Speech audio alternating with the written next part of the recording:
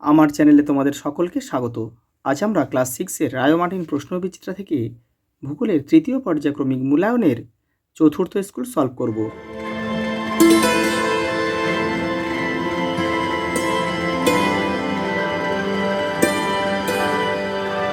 যারা আগের সেটগুলো দেখোনি তারা চ্যানেলের প্লেলিস্টে যাবে, ওখানে কিন্তু দেওয়া রয়েছে, ওখান থেকে তোমরা দেখে নেবে। দেখো, প্রথমে দেখো ম্যাপ পয়েন্টিং দিয়েছে। প্রথমে নর্মদা নদী, মালাবার উপকূল, কারাকোরাম পর্বতশ্রেণী, সুন্দরবন, থর মরুভূমি। দেখো, প্রথমে তোমাদের এরকম ভারতের একটা ম্যাপ দেবে। সেই ম্যাপে কিন্তু তোমাদের এই জায়গাগুলো দেখাতে হবে যে কোথায় কোনগুলো রয়েছে। তোমরা প্রথমে নাম, রোল, সেকশন সব লিখবি পেন দিয়ে, আর ভিতরটা কিন্তু পেন্সিলে করবে। আমি তোমাদের ভিডিওটা পরিষ্কারভাবে বোঝানোর জন্য কিন্তু পেন দিয়ে করলাম। দেখো, প্রথমে নর্মদা নদী দিয়েছে। এই দেখো, এখান থেকে এই দিকে গিয়েছে, একটা তীর চিহ্ন দিতে হবে যে নদীটা এই দিকে প্রবাহের দিকটা দেখাতে হবে।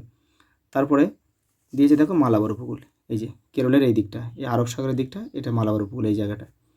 তারপরে দেখো কারাকোরাম পর্বত দিয়েছে, এই একদম মাথায় রয়েছে কারাকোরাম পর্বত। তারপরে রয়েছে সুন্দরবন দিয়েছে। দেখো, এই যে সুন্দরবন হচ্ছে ঠিক আমাদের পশ্চিমবঙ্গের ঠিক নিচের দিকটা যে সুন্দরবন, এই জায়গাটা। আর 5-এ দিয়েছে দেখো থর মরুভূমি, রাজস্থানের একদম পশ্চিম দিকে যে থর মরুভূমি। দেখো, প্রথম প্রশ্ন দেখো, পৃথিবী যে পথে সূর্যের চারিদিকে ঘোরে তাকে বলে কক্ষপথ। তারপরে দেখো, নিরক্ষরেখার সমান্তরালে পূর্ব পশ্চিমে অঙ্কিত কাল্পনিক রেখাগুলিকে কী বলা হয়? পূর্ব থেকে পশ্চিমে কিন্তু সেটাকে বলা হয় অক্ষরেখা।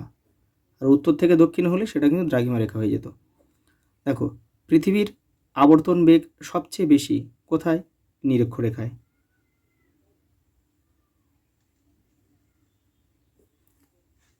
আর সবচেয়ে কম কোথায়? এই মেরুরেখায়, মানে মেরু বৃত্ততে কিন্তু সবচেয়ে কম। দেখো, দ্রাঘিমার সঙ্গে পরিবর্তন ঘটে কিসের? স্থানীয় সময়ের।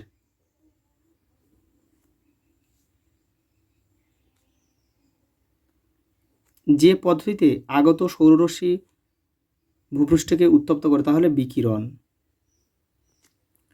পশ্চিমবঙ্গের আবহাওয়া অফিসের সদর দপ্তর কলকাতার আলিপুরে অবস্থিত।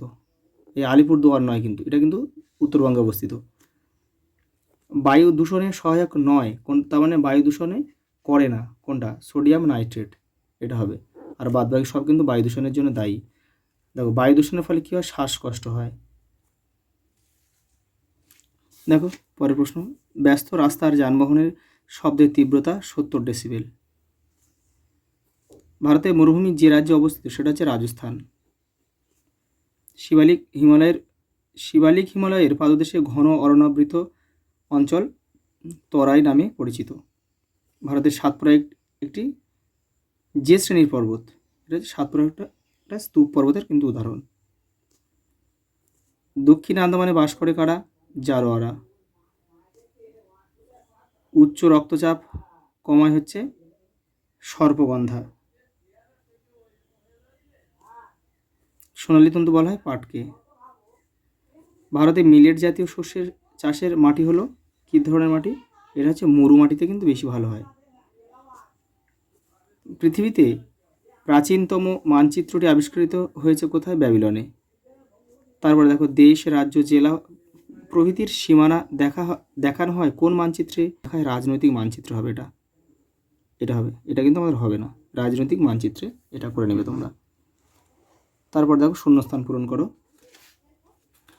প্রথমে দেখো, ড্যাশ তলের সঙ্গে পৃথিবীর কক্ষ সমকোণে অবস্থান করে? নিরক্ষীয় তল। নিরক্ষীয় তল। পরেরটা দেখো, আমাদের দেশের উষ্ণ ও আর্দ্র জলবায়ুকে কি বলে? ক্রান্তীয় মৌসুমি।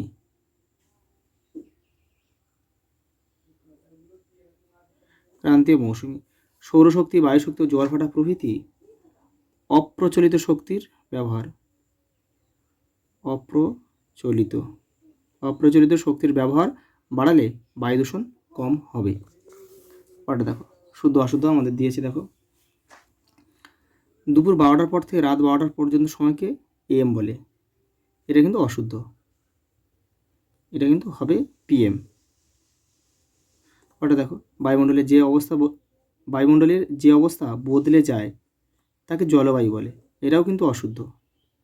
তাহলে এটা কী হবে? এটা কিন্তু আবহাওয়া বলে।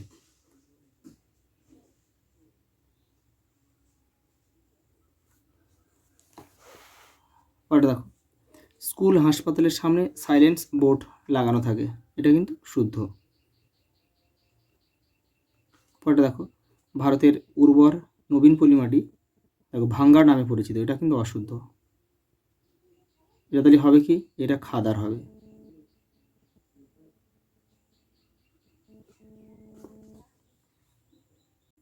পরের প্রশ্ন দেখো, কোন থার্মোমিটারে দিনের সর্বোচ্চ ও সর্বনিম্ন তাপমাত্রা পরিমাপ করা হয়?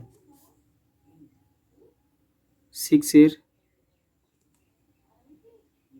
থার্মোমিটার। একটি লবণাম্য উদ্ভিদের নাম লেখো। সুন্দরী,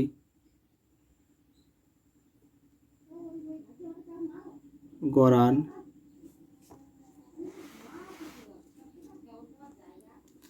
ভারতের কোন উপকূলে বছরে দুবার বৃষ্টিপাত হয়? করমণ্ডল উপকূলে।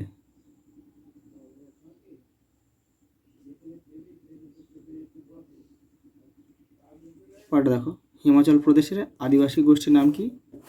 এটা হবে হিমাচল প্রদেশের আদিবাসী গোষ্ঠী কিন্নর,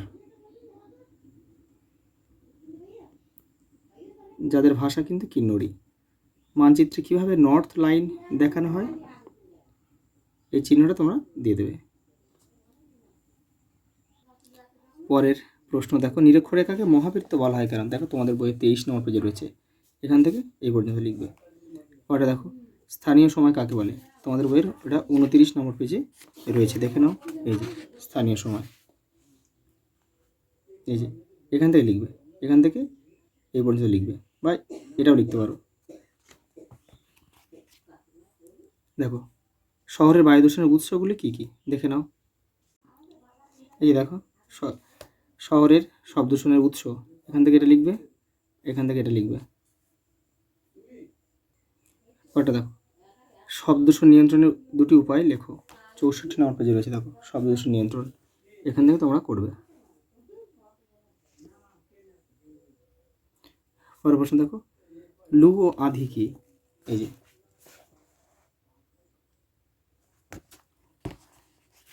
দেখো পরটা, চরম ভাবাপন্ন জলবায়ু কাকে বলে? তোমাদের বইয়ে দেখো 79 নম্বর পেজে রয়েছে চরম ভাবাপন্ন জলবায়ু। এই যে এখান থেকে লিখবে, এখান থেকে এই পর্যন্ত লিখবে। পরের প্রশ্ন দেখো, ভারতের বৃহত্তম আদিবাসী গোষ্ঠীর নাম কি? গোন্ড। এরা কোথায় বাস করে? মধ্যপ্রদেশ, ছত্তিশগড় বাস করে, এবং অন্ধ্রপ্রদেশেও ওদের দেখা যায়।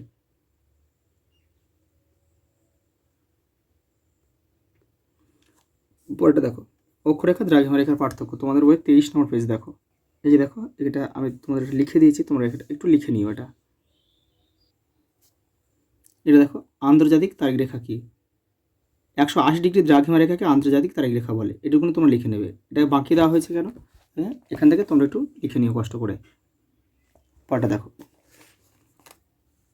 বায়ু দূষণ নিয়ন্ত্রণের উপায়গুলি আলোচনা করো, তোমাদের বইয়ের দেখো এটা 58 নম্বর পেজে রয়েছে। এই দেখো, এখান থেকে তোমরা করে নেবে। পরের প্রশ্ন দেখো, ল্যাটেরাইট মাটি ভারতের কোন অঞ্চলে দেখা যায়? এই মৃত্তিকাতে কোন কোন ফসল চাষ হয়? দেখো 84 নম্বর পেজে রয়েছে, দেখো ল্যাটেরাইট মাটি।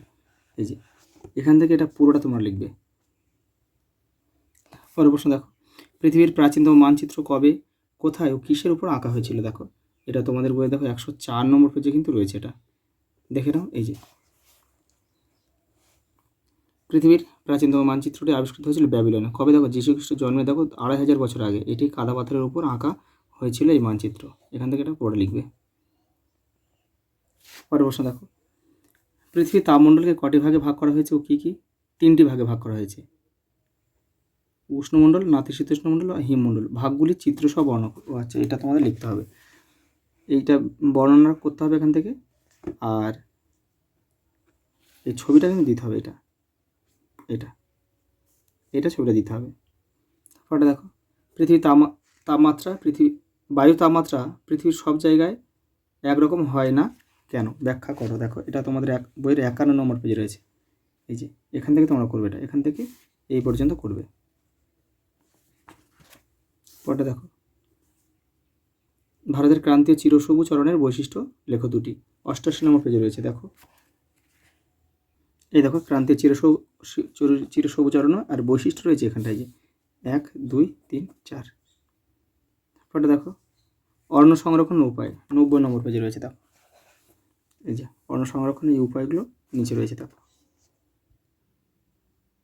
দেখো গম চাষের জন্য প্রয়োজনীয় উষ্ণতা, বৃষ্টিপাত, কিরূপ মাটির প্রয়োজন তা লেখো। এই যে তোমাদের বইয়ের 95 নম্বর পেজে রয়েছে, এই যে গম, এই যে উষ্ণতা, বৃষ্টিপাত, এই মাটি, আর কোন কোন রাজ্যে গম উৎপন্ন হয়। দেখো ভারতের দুটি আখ উৎপাদক রাজ্য, উত্তরপ্রদেশ, বিহার, পাঞ্জাব প্রভৃতি। আজ এই পর্যন্ত, দেখা হবে পরের ভিডিওতে।